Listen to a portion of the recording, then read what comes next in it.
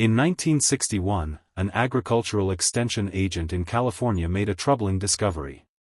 While reviewing historical farming records, he found instructions for an irrigation method that outperformed every modern system he knew.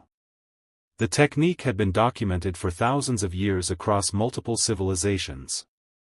It required no electricity, no moving parts, and virtually no maintenance. Then he checked the modern agricultural bulletins. The method had been completely removed.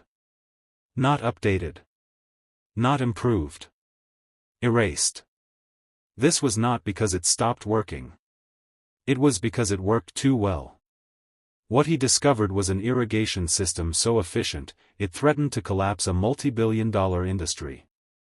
And the only thing you need to build it costs less than a coffee. Welcome to earthly gardening. The discovery.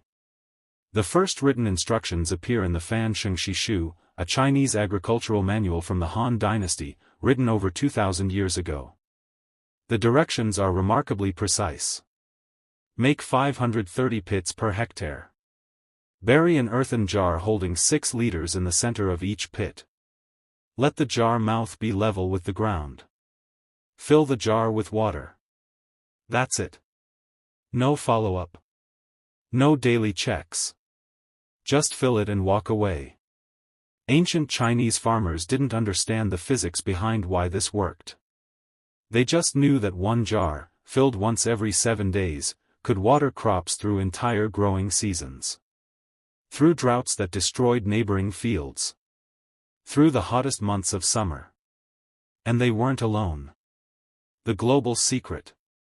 By the time this knowledge spread beyond China, it had become a survival technology. Persian engineers adapted it for the deserts of ancient Mesopotamia.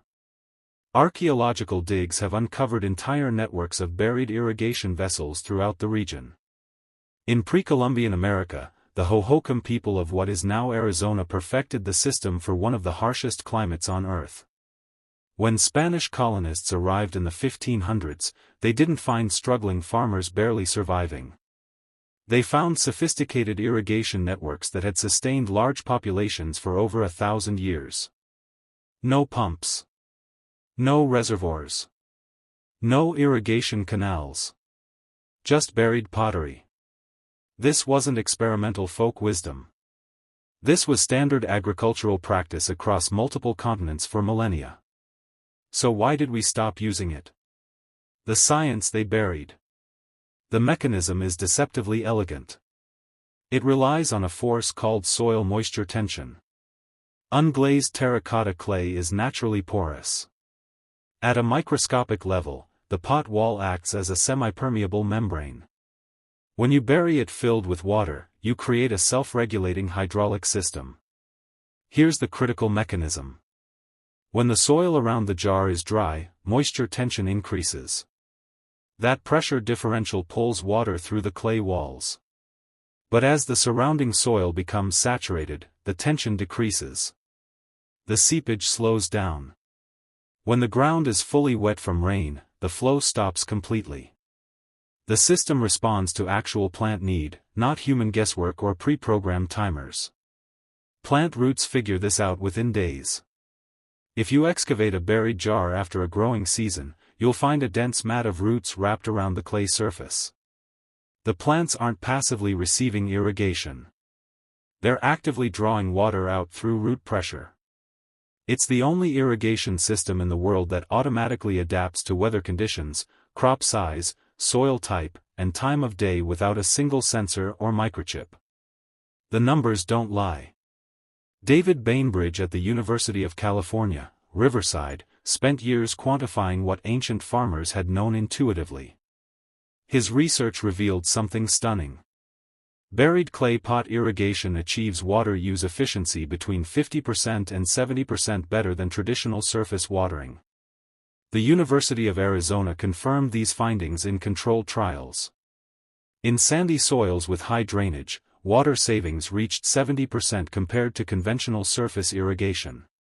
Why such dramatic efficiency? Zero evaporation loss, water is released below the surface.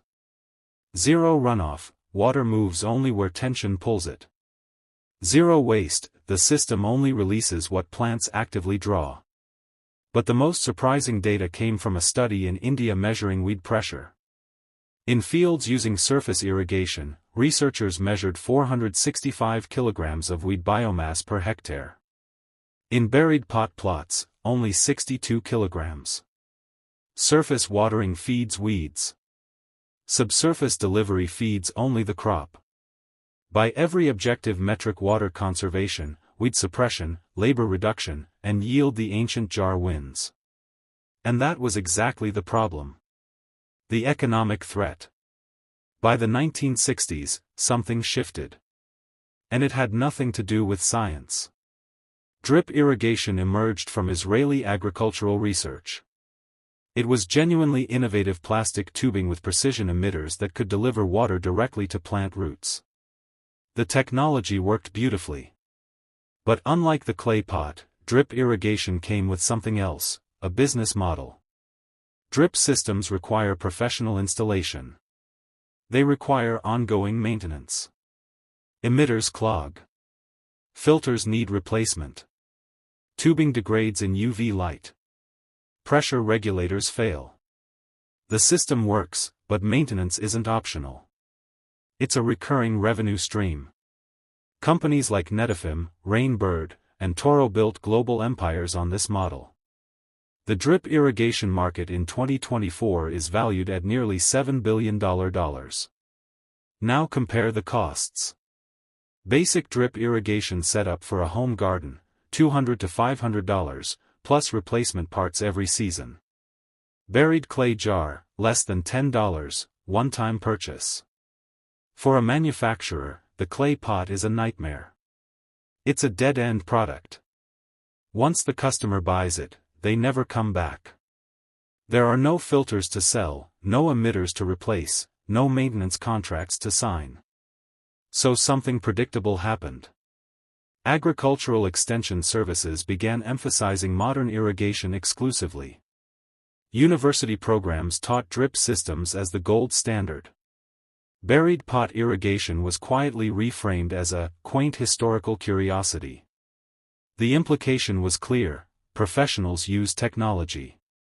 Amateurs use clay. This wasn't a conspiracy. It was structural suppression. Industries built on recurring revenue cannot afford to promote methods that eliminate recurring revenue. The clay pot didn't stop working. It stopped being profitable to teach. How to reclaim it? Rebuilding this 4,000-year-old technology is almost absurdly simple. You don't need a specialized supplier or a secret source. You need a garden center. Everything required is already on the shelf: basic soil amendments, trace mineral mixes, compost, and organic matter. The tools are familiar. The process is straightforward. What's been lost isn't access to its awareness. For most of human history, fertility came from mineral diversity, not synthetic shortcuts. The knowledge faded, not because it stopped working, but because faster, simpler inputs took its place. Rebuilding it now doesn't mean going backward. It means reconnecting modern gardens to principles that sustained agriculture for thousands of years. The vessel. Start with standard unglazed terracotta pots, the plain, porous kind found at any hardware store or nursery. This detail matters more than it sounds. Unglazed clay is naturally breathable. Moisture moves slowly through its walls, carrying minerals and oxygen with it. That gentle exchange is what makes the system work. Glazed ceramics, on the other hand, are sealed. They trap moisture, block airflow, and turn a living process into a stagnant container. Look for pots that feel rough and chalky, not smooth or shiny. Drainage holes are essential. Size matters less than porosity, the clay itself is the active component. With the right pot, you're not just holding soil, you're creating an environment that regulates moisture, feeds microbes, and supports long-term plant health. Seal the bottom. Plug the drainage hole to create a watertight floor. A wine cork pressed firmly into the bottom works perfectly. Or use a small amount of food-grade silicone. The goal is simple: porous walls, sealed base. Bury it. Dig a hole and bury the pot up to its neck. Keep the rim slightly above soil level so dirt doesn't wash in during rain. Backfill firmly. That soil-to-clay contact is critical for moisture tension to work. Cover it. Place a matching saucer or flat stone over the opening to prevent evaporation and keep debris out. What you've just built is a sensor-based irrigation system that runs on 0 volts. Plant and forget. Fill the pot with water. Plant your crops in a circle around it. Then walk away. A 1-liter pot will water a 2-foot diameter circle. A 5-liter pot can support 6 to 8 tomato plants. Check it once a week in summer heat. The soil will never take more water than it needs. There is no overwatering. The physics won't allow it. Tomatoes, melons, peppers, beans, they'll find the water source within days.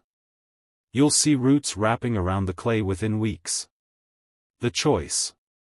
The disappearance of buried jar irrigation wasn't the result of better science proving it obsolete. It was the result of economic incentives shaping what we're taught to value. Drip irrigation isn't inferior technology. It's necessary for industrial agriculture where scale matters more than simplicity. But for the home gardener, the small farmer, the person who wants to grow food without fighting their equipment, the ancient way is superior. The knowledge was never lost. It was just made inconvenient to an industry that couldn't monetize it. But the clay pots don't care about market dynamics. They don't care about patent protection or profit margins. They work the same way they did 4,000 years ago. Fill them with water. Bury them in soil. Let physics and biology do the rest. You have a choice now. You can invest in a system that feeds an industry.